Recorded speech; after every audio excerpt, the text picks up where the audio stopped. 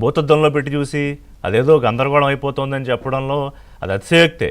ఎందుకంటే దేనికోసం చేస్తున్నామో క్లియర్గా ఎప్పటికప్పుడు ప్రభుత్వం చెప్తోంది విద్యాసాగర్ గారు. ఇంకా చెప్పాల్సిన అవసరం కూడా ఉంది, ప్రజలకు తెలియాలి కాబట్టి.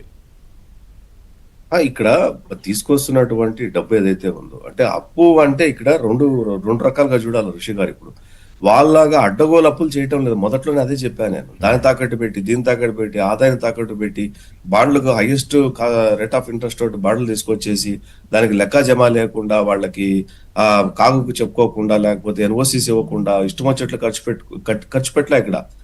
ఇక్కడ జరుగుతున్నది ఏంటంటే కన్స్ట్రక్టివ్ గా తీసుకొచ్చిన అప్పు తీసుకురావాల్సి వస్తే ఆ అప్పును కూడా కన్స్ట్రక్టివ్ గా దేనికి, ఎప్పుడు, ఎట్లాగా అన్న దాని మీద, దేని మీద ఖర్చు పెట్టబోతున్న దాని మీద మనం చెప్తున్నాం, ప్రజలకు చెప్తున్నాం. మోర్ ఓవర్ ఏ ఆర్గనైజేషన్ కూడా, వరల్డ్ లో ఉన్న ఏ ఆర్గనైజేషన్ కూడా చాలా స్టేట్స్ లో కానీ, చాలా కంట్రీస్ లో కానీ ఎకనామికల్ రీసెర్చ్లు అంతా జరుగుతూ ఉంటాయి. అంటే ఎక్కడ ఏదైనా మిస్అప్రాపరేషన్స్ లేకపోతే ఇవన్నీ జరుగుతూ ఉంటాయి. వీటన్నిటి మీద ఎక్కడ కూడా మా మీద రిపోర్ట్లు ఏ రోజు రాలా, ఈ రోజు వరకు కూడా. మీ మీద వచ్చిన రిపోర్ట్లు అయితే చాంతాడంతా. ఎగ్జాంపుల్ చెప్తాను మీకు.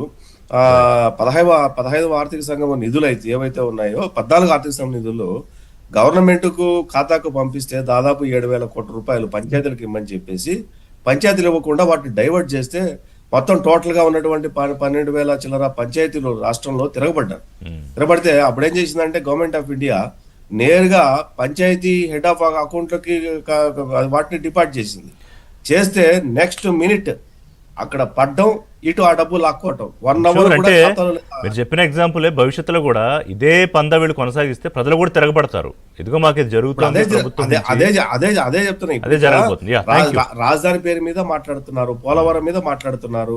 అంటే ఎక్కడ ఏదైతే రాష్ట్రానికి డబ్బు సంపాదించి పెట్టే, ఆదాయం సంపాదించి పెట్టే మార్గాల్లో పెట్టుబడి పెడుతున్నటువంటి రాష్ట్రం ఏదైతే ఉందో, ఈ రాష్ట్రం చేసిన తప్పు అని మీరు మాట్లాడుతున్నారు. కానీ ఇదే వీళ్ళు చేసింది ఏంటి అంటే, వీళ్ళు ఆస్తులు తాకట్టు పెట్టారు, ఎకానమీని తాకట్టు పెట్టారు, డబ్బులు తీసుకొచ్చారు. ఒక్క ఇన్ఫ్రా రాలేదు, ఒక్క డెవలప్మెంట్ అవ్వలేదు.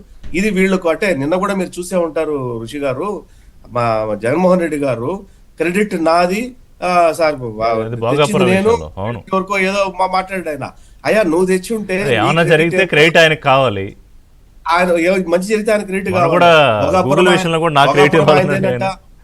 భోగాపురం అయిందేనంట, పోలవరం అయిందేనంట. ప్రజలు అర్థం చేసుకుంటారులేండి. కాకపోతే వాళ్ళకి మనం చెప్పే బాధ్యత కూడా ఉంది. థ్యాంక్ యూ జయప్రకాష్ గారు, విద్యాసాగర్ గారు.